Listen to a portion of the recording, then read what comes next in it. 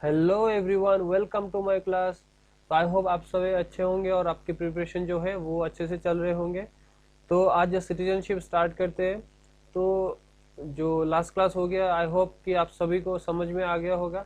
और ये छोटा सा चैप्टर है, ठीक है। दो तीन टॉपिक है वो कवर करेंगे और उतना इम्पोर्टेंट है नहीं इसमें। जैसे लास्ट क्लास में हम लोग यूनियन एंड इट्स टेरिटरी में कुछ इम्पोर्टेंट देखा, फिर सिटीजनशिप में भी वही छोटे छोटे इम्पोर्टेंट दो तीन टॉपिक है, जैसे सिटीजनशिप अमेंडमेंट बिल, ठीक है। और इंडियन सिटीजन, सिर्फ इंडियन सिटीजन को कौन से राइट्स मिलते हैं, कौन से प्रिविलेजेस मिलते हैं और कैसे हम लोगों को सिटीजनशिप मिलता है वो देखेंगे, ठीक है। और बाकी इस चैप्टर, छोटा ही चैप्टर है, कंप्लीट करते हैं। बाकी नेक्स्ट क्लास में हम फंडामेंटल राइट्स स्टार्ट करेंगे, ठीक है। चलिए फिर स्टार्ट करते हैं।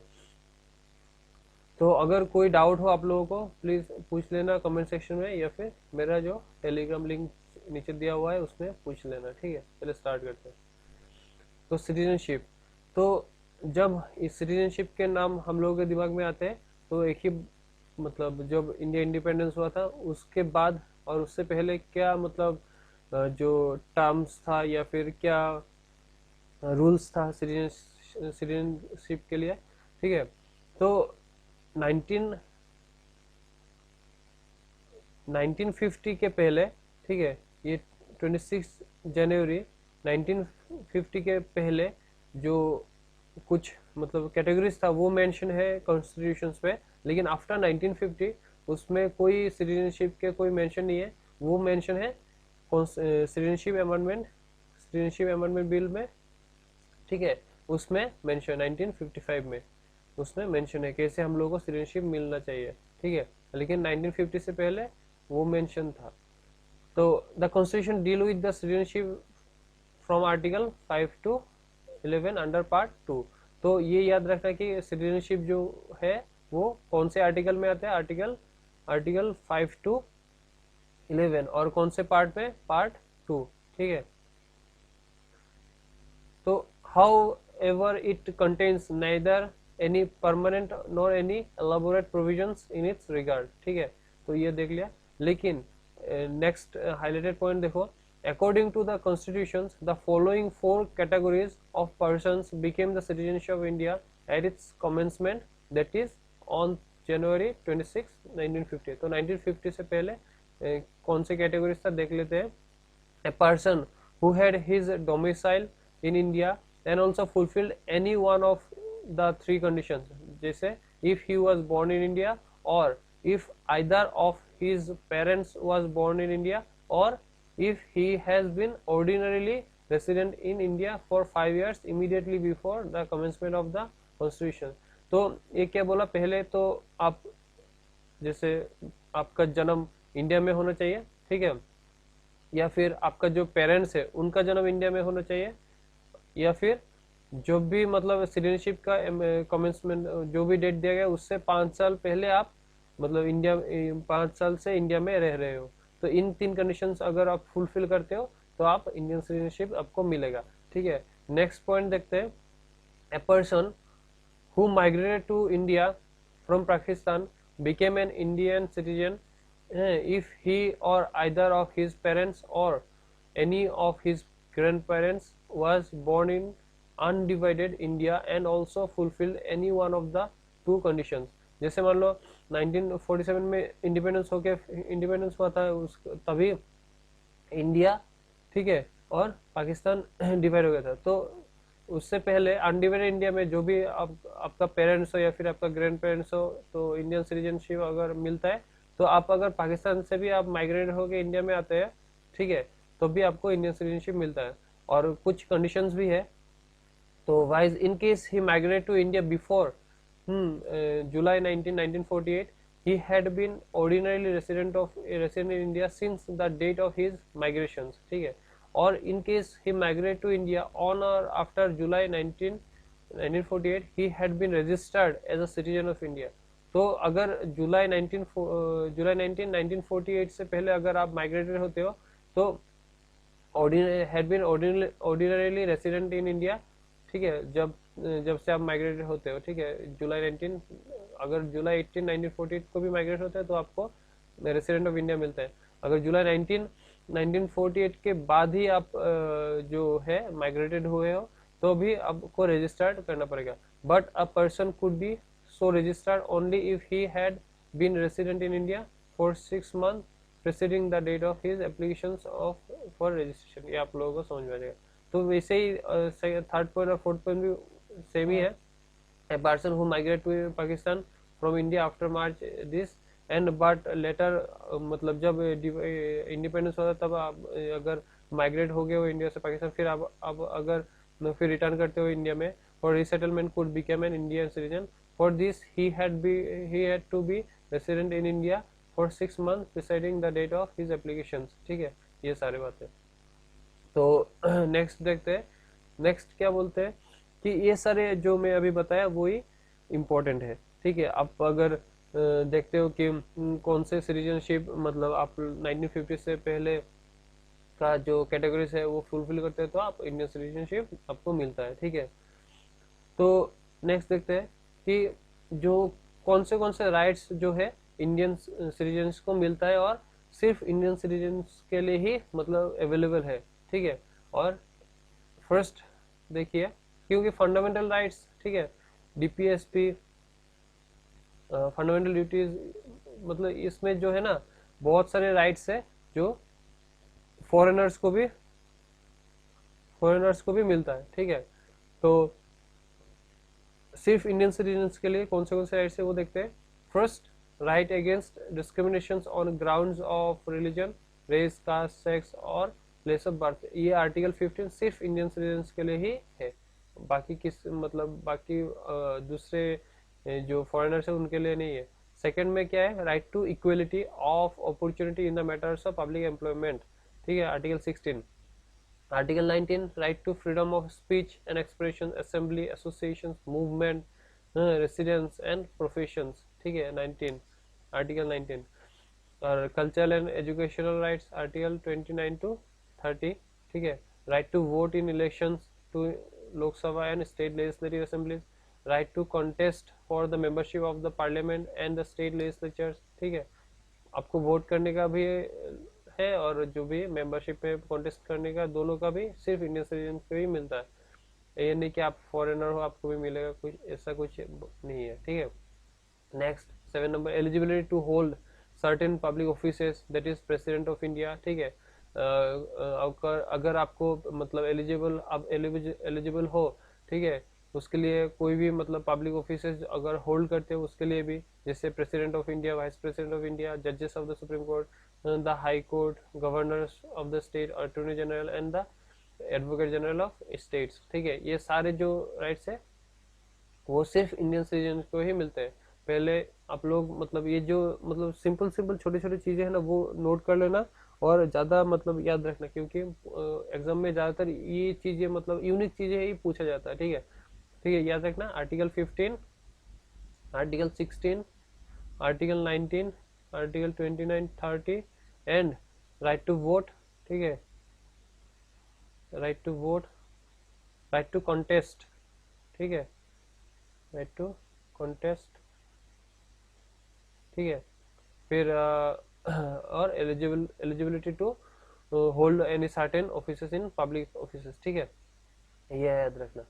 Along with the above rights, the citizens also owe certain duties towards the Indian states.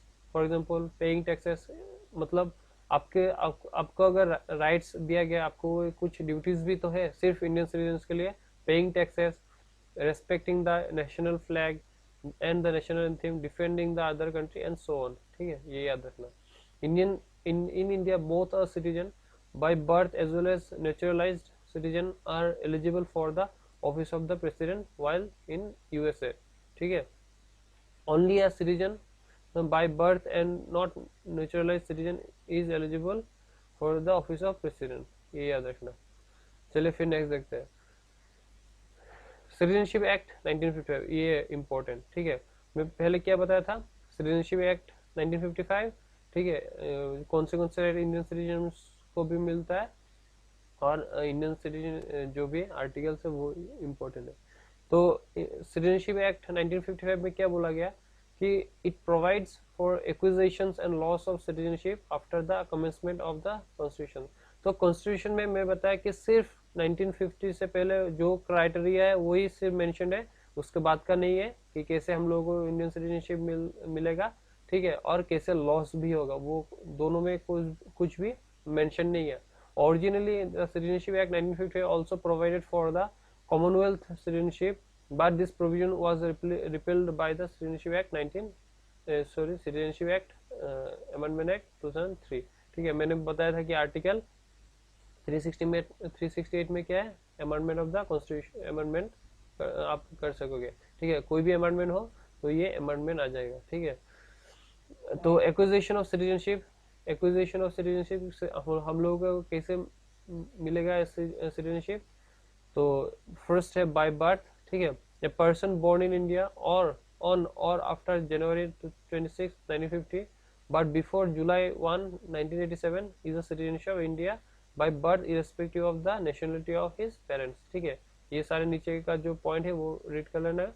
देखिए, ये जो चैप्टर्स है, पहले मैं बताया कि यूनियन एंड इट्स टेरिटरी और सिटीजनशिप दोनों सिर्फ आप थ्रो रीडिंग दीजिए।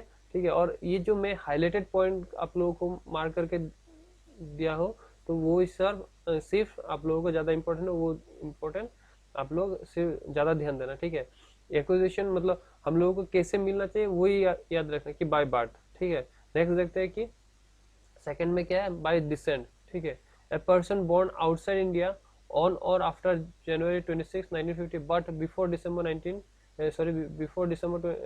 10, 1992 a citizen is a citizen of India by descent. मतलब अगर कोई if his father was a citizen of India at the time of his birth, मतलब आप अगर बाहर आपका मतलब आपका जन्म होता है, ठीक है, लेकिन आपका फादर या फिर ग्रैंडफादर का मतलब सिटीजनशिप ऑफ इंडिया है, तभी आप लोगों को वो सिटीजनशिप मिलेगा। ठीक है, तो नेक्स्ट बाय रजिस्ट्रेशन। ठीक है, तो सेंट्रल गवर्नमेंट का कुछ मतलब जैसे मान लो कुछ एप्लीकेशन देने के बाद ही मतलब रजिस्टर करने के बाद भी आप लोगों को सिटीजनशिप मिलेगा, इंडियन सिटीजनशिप, और कुछ क्राइटेरिया भी, कुछ कैटेगरीज भी रखा गया है। ठीक है, तो सेंट्रल गवर्नमेंट में on an application register as a citizen of India any person not being an illegal migrant. ठीक है, जो भी इलीगली माइग्रेंट होके आते हैं उन लोगों के लिए नहीं। ठीक है, तो जो ऑफिशियली आते हैं तो बाय रजिस्ट्रेशन। ठीक है, यहाँ पे सारे पॉइंट दिया हुआ है, आप लोगों को रीड करने से आप लोगों को समझ में आ जाएगा। ठीक है, तो नेक्स्ट देखते हैं बाय रजिस्ट्रेशन बाय नेचुरलाइजेशन। तो ये जो नेचुरलाइजेशन है वो कैसे, मतलब द सेंट्रल गवर्नमेंट में on an application grant a certificate of naturalisation to any person not being an illegal migrant if he possess following qualification. कुछ क्वालिफिकेशंस है जो मतलब आप लोगों को मतलब क्वालिफाइड होना चाहिए, जैसे मतलब बहुत सारे क्वालिफिकेशन दिया हुआ, इसमें से एक है he is a good character of, ठीक है, that he has an adequate knowledge of an language specified in the 8th schedule of the constitution। ठीक है, ये जो 8th शेड्यूल है, तो मैंने पहले ही बताया था कि आपको जो 12th शेड्यूल है इंडियन कॉन्स्टिट्यूशन में वो आप लोगों को याद होना चाहिए। तो 8th शेड्यूल में क्या दिया हुआ है वो आप बता पाएंगे। ठीक है, ये है। तो अब समझ में आ गया क्या क्या है कि बाय बर्थ, ठीक है, by birth, bye decent, bye registration और बाय नेचुरलाइजेशन। ठीक है, तो नेक्स्ट क्या है, next bye incorporation of territory. मान लो कोई फॉरेन टेरिटरी है, ठीक है, वो इंडिया के अंदर मतलब मर्ज हो गया। ठीक है, तो उस टेरिटरी में जो भी फॉरेनर्स थे सबको इंडियन सिटीजनशिप मिलेगा। जैसे मान लो सिक्किम, ठीक है, सिक्किम इंडिया का टेरिटरी नहीं था पहले, वो अलग एक स्टेट था। ठीक है, तो जब इंडिया से मर्ज हो गया था तो सिक्किम के जितने भी सिटीजन है उन लोगों को सिटीजनशिप मिल गया इंडिया का। ठीक है, if any foreign territory becomes a part of India, the government of India specifies the person who among the people of the territory shall be citizens of India। ठीक है, such persons became the citizen of India from the notified date, जब से वो merge हुआ तब से। For example, when Puducherry became a part of India, the government of India issued citizenship Puducherry of order 1962 under the citizenship act 1955। कोई भी citizenship बनता है तो ये जो एक्ट है, सिटीजनशिप एक्ट अमेंडमेंट एक्ट 1955, उसके तहत ही वो सिटीजन बनेगा, ठीक है। और नेक्स्ट है special provisions to special provisions as to citizenship of a persons covered by the Assam Accord। तो असम अकॉर्ड में जो भी कवर्ड हुआ है वो ये citizenship act 1985 added the following special provisions as to citizenship of persons covered by the Assam Accord, ठीक है। ये रीड कर लेना, आप लोगों को समझ में आ जाएगा, ठीक है। तो नेक्स्ट देखते हैं, तो लॉस कैसे हो सकता है, ठीक है। हम लोगों को जो मतलब एक्विजिशन है वो 5 तरीके का मिल गया, ठीक है, और लॉस है 3 तरीके से, ठीक है। एक है बाय रिनाउंसिएशन, और एक है बाय टर्मिनेशन, और एक बाय डेप्रीवेशन, ठीक है। तो रिनाउंसिएशन का मतलब, बाय रिनाउंसिएशन मतलब आपको अगर कोई भी मतलब अलग कंट्री का अगर आपको सिटीजनशिप मिल गया, ठीक है, आप मतलब आप डिक्लेयर कर देते हो कि मुझे नहीं चाहिए अभी इंडिया का सिटीजनशिप, आप मतलब डिक्लेरेशन दे के फिर आप चले जाते हो उस कंट्री में, तो आपको बाय रिनाउंसिएशन होता है। Any citizen of India of full age and capacity can make a declaration renouncing his Indian citizenship. Upon the registrations of their declaration, that person ceases to be a citizen of India. However, if such a declaration is made during a war in which India is engaged, its registration shall be withheld by the central government। मतलब जैसे मैंने बताया कि आप अगर declare करके चले जाते हो तो आपको रिनाउंसिएशन से ही आपका सिटीजनशिप कैंसिल होता है। लेकिन अगर इंडिया बिजी है, कोई मतलब वॉर चल रहा है, तब आप अगर ड्यूरिंग वॉर आप अगर कोई मतलब ऐसे करके जाते हैं तो आपका जो मतलब सिटीजनशिप है वो विदहेल्ड रहेगा, ठीक है, बाय सेंट्रल गवर्नमेंट। आपको जो सिटीजनशिप है वो विदहेल्ड कर देगा सेंट्रल गवर्नमेंट, ये याद रखना। तो बाय टर्मिनेशन, ठीक है, टर्मिनेशन का मतलब अगर हुए ना, मतलब अगर आपको किसी कंट्री का सिटीजनशिप मिल गया, ठीक है, तो आपका जो मतलब इंडियन सिटीजन है सिटीजनशिप है वो ऑटोमेटिकली टर्मिनेट हो जाता है, ठीक है। When an Indian citizen voluntarily, knowingly and without dues, undue influence, compensation, मतलब अगर आपको मतलब मिल गया, अगर आप नहीं किसी को बताते हैं, किसी गवर्नमेंट को नहीं बताते कि आपको मिला है किसी अलग कंट्री का, ठीक है, तो when a Indian citizen voluntarily acquires the citizenship of another country, his Indian citizenship automatically terminates, ठीक है, उसका जो इंडियन सिटीजनशिप वो ऑटोमेटिकली टर्मिनेट हो जाता है। दिस प्रोविजन, क्योंकि एक ही टाइम में आपके पास दो, ठीक है, आपके पास दो सिटीजनशिप नहीं हो सकता, ठीक है, दो सिटीजनशिप आपके पास नहीं हो सकता, ठीक है। इसलिए अगर एक सिटीजनशिप मिलता है तो आपको सेकंड वाला कैंसिल हो मतलब ऑटोमेटिकली टर्मिनेट हो जाता है।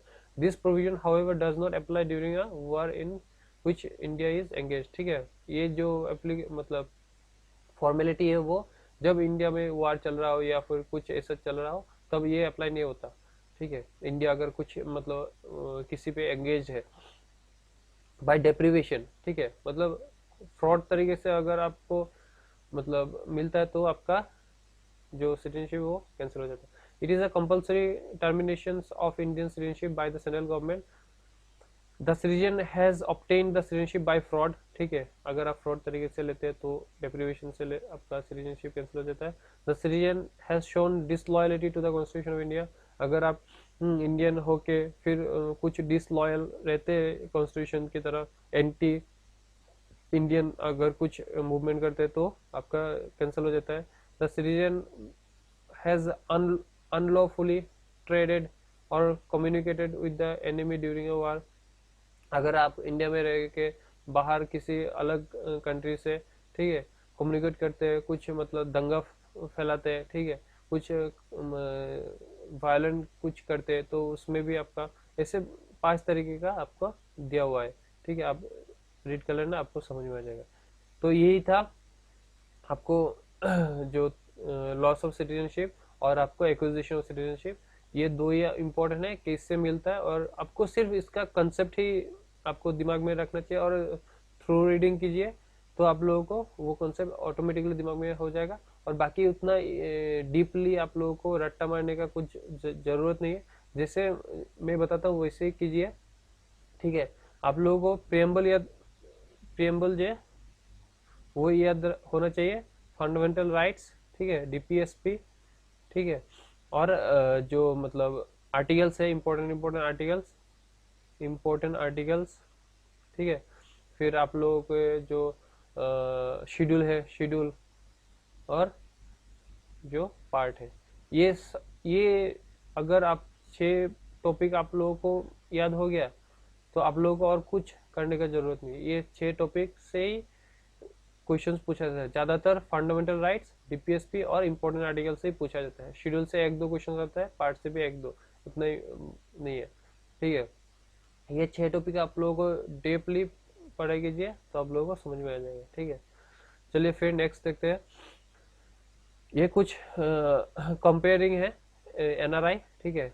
सबको पता है एनआरआई का जो वर्ड है वो सुना ही होगा, पीआईओ, ठीक है, पर्सन्स ऑफ इंडिया ओरिजिन, और ओसीआई, ठीक है, ओवरसीज ऑफ इंडिया, ठीक है, ओवरसीज सिटीजन ऑफ इंडिया, जो कार्ड होल्डर होता है।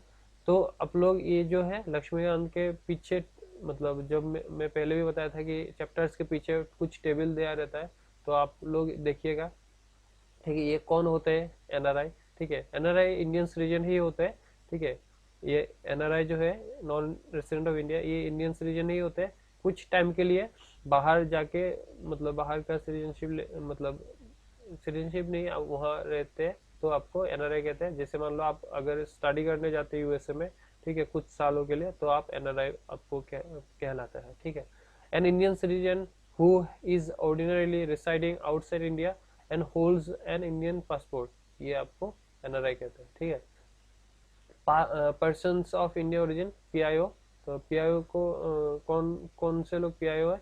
ए पर्सन हुई और whose any of ancestors was an Indian national and who is presently holding another country's citizenship, nationality, that is he or she is holding a foreign passport, ठीक है।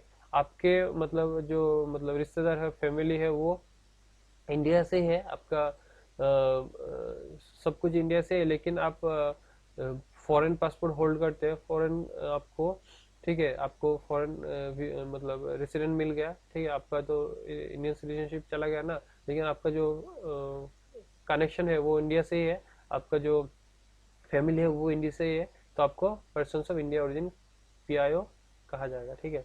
और overseas citizen of India, इसका मतलब आप अगर आपका citizenship बाहर से है, ठीक है, आप मतलब फॉरेन कंट्री में रहते हो, इंडिया में नहीं रहते, आपका कुछ कनेक्शन नहीं है इंडिया का, लेकिन आप बहुत पहले आपका कुछ कनेक्शन था, तो इन लोगों को इंडिया से मतलब कनेक्ट करने के लिए, ठीक है, उनको मतलब इंडिया में कुछ कंट्रीब्यूशन देने के लिए, कुछ मतलब इंडिया से कुछ कनेक्शन रखने के लिए ये टॉपिक लाया गया, ये कंसेप्ट लाया गया, ओवरसीज सिटीजन ऑफ इंडिया, ठीक है। तो इसमें इंडिया को मतलब हेल्प मिलता है, बाहर के जो सिटीजन है वो इंडिया में आते हैं, ठीक है, वो कार्ड होल्डिंग करते हैं। तो a person registered as a overseas citizen of India card holder under the citizenship act 1955, ये इसके तहत, ठीक है, ये कार्ड मिलता है उन लोगों को। वीजा, देखिए बाहर के जो लोग मतलब इंडिया से कनेक्ट रहते हैं, तो उन लोगों को बार बार वीजा नहीं अप्लाई मतलब करना पॉसिबल, मतलब बार बार करना पड़ता है, तो उसी के लिए ये कार्ड होल्डिंग दे दिया, ठीक है। इसमें बहुत सारे बेनिफिट्स है, वो लोग होल्ड करते हैं, ठीक है, ये सारे। तो वो ये जो मतलब चार्ट है बहुत लंबा है, तो आप लोग जब बुक रीड करिएगा ये चार्ट रीड करिएगा और कंसेप्ट सिर्फ याद रखिएगा, तो आप लोगों को समझ में आ जाएगा, ठीक है। तो ये सारे था, ठीक है। तो जो जो आर्टिकल्स है इस चैप्टर्स में, वो article 5, article 6, article 7, article 8, article 9, article 10, article 11, ठीक है, ये सारे आर्टिकल्स हैं, आप लोग याद रखिएगा, ठीक है।